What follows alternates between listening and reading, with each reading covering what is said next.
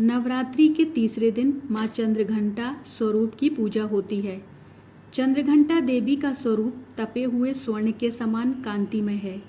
चेहरा शांत एवं सौम्य है और मुख पर सूर्यमंडल की आभा छिटक रही होती है। माता के सिर पर अर्धचंद्रमा मंदिर के घंटे के आकार में सुशोभित हो रहा है, जिसके कारण देवी का नाम चंद्रघंटा हो गया। अपने इस रूप से माता देवगण संतों एवं भक्तजनों के मन को संतोष एवं प्रसन्नता प्रदान करती हैं।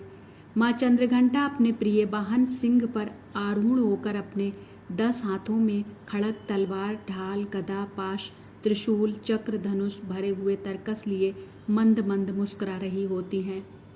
इन देवी की कृपा से साधक को अलौकिक वस्तुओं के दर्शन होते हैं, दिव्य सुगंधियों का अनुभव होता है और कई तरह की ध्वनियाँ सुनाई देने लगती हैं।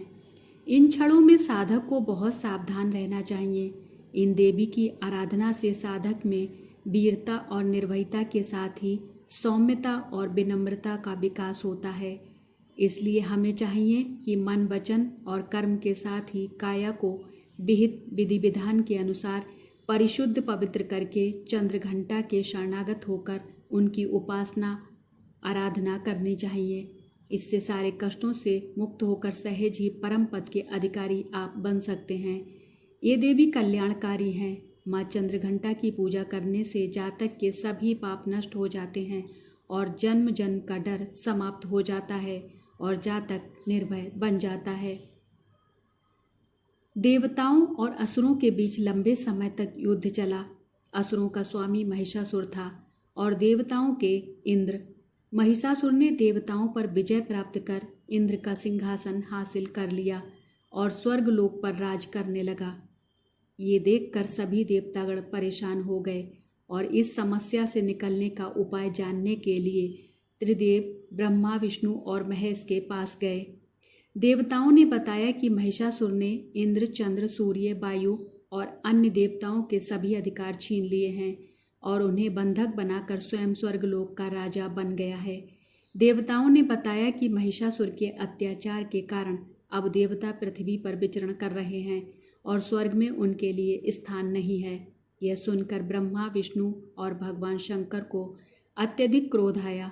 क्रोध के कारण तीनों के मुख से ऊर्जा उत्पन्न हुई।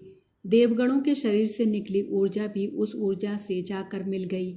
ये 10 दिशाओं में व्याप्त होने लगी। तभी वहाँ एक देवी का अवतरण हुआ। भगवान शंकर ने देवी को त्रिशूल और भगवान विष्णु ने चक्र प्रदान किया। इसी प्रकार अन्य देवी देवताओं ने भी माता के हाथों में अस्त्र शस्त्र सजा दिए। इंद्र ने भी अपना वज्र और ऐरावत हाथी से उतरकर एक घंटा दिया।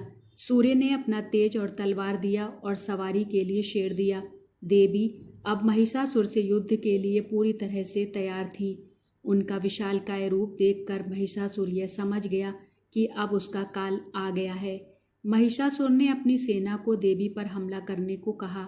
अन्य दैत्य और दानवों के दल भी युद्ध में कूद पड़े। देवी ने एक ही झटके में ही दानवों का संहार कर दिया। इस युद्ध में महिषासुर तो मारा ही गया, साथ में अन्य बड़े दानवों और राक्षसों का संहार माँ ने कर दिया। इस तरह माँ ने सभी देवताओं को असुरों से अभयदान दिलाया। नवरात्रि के तीसरे दिन माँ चंद्रघंटा की पूजा की जाती है। यह शुक्र ग्रह की देवी मानी जाती हैं। नवरात्रि के तीसरे दिन माँ चंद्रघंटा की पूजा अर्चना करने वाले जातकों की जन्म पत्री में शुक्र दोष समाप्त हो जाता है। नवरात्रि के चौथे दिन देवी को कुष्मांडा के रूप में पूजा जाता है। अपनी मंद हल्की हंसी के द्वारा अंड यानी ब्रह्मांड को उत्पन्न करने के कारण इन देवी को कुष्मांडा के नाम से अभिहित किया गया है। इन देवी की 8 भुजाएं हैं, इसलिए अष्टभुजा कहलाईं। इनके 7 हाथों में क्रमशः कमंडल, धनुष, बाण, कमल, पुष्प, अमृतपूर्ण कलश, चक्र तथा गदा है। 8वें हाथ में सभी सिद्धियों और निधियों को देने वाली जपमाला है। इन देवी का वाहन सिंह है और इन्हें कुम्हेड़े के बलि प्रिय है। संस्कृत में कुम्हेड़े को कुष्मांड कहते हैं, इसलिए इन देवी को कुष्मांडा कहा जाता है। एक पौराणिक कथा के अनुसार जब सृष्टि नहीं थी, चारों तरफ अंधकार ही अंधकार था, तब इन्हीं देवी ने अपने ईर्षद हास्य से ब्रह्मांड की रचना की थी। इसीलिए इन्हें सृष्टि की आदि स्वरूपा या आदि शक्ति कहा गया है। इन देवी का वास सूर्यमंडल के भीतर लोक में है। सूर्यलोक में रहने की शक्ति क्षमता केवल इन्हीं में है। इसीलिए इनके शरीर की कांति और प्रभा सूर्य के भांति दैदीप्यमान है। इनके ही तेज से दसों दिशाएं अलौकिक हैं। ब्रह्मांड की सभी वस्तुओं और प्राणियों में इन्हीं का तेज व्याप्त है। अचंचल और पवित्र मन से नवरात्रि के चौथे दिन इन देवी की पूजा आराधना करनी चाहिए। इससे भक्तों के रोगों और शोकों का नाश होता है तथा उन्हें आयु, यश, बल और आरोग्य प्राप्त होता है। ये देवी अत्यल्प सेवा और भक्ति से ही प्रसन्न होकर आशीर्वाद देती हैं।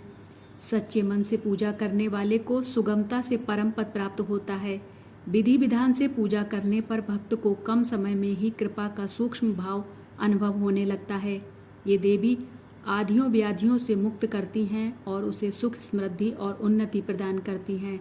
अतः इन देवी की उपासना में भक्तों को सदैव तत्पर रहना चाहिए। नवरात्रि के चौथे दिन माँ कुष्मांडा की पूजा अर्चना की जाती है।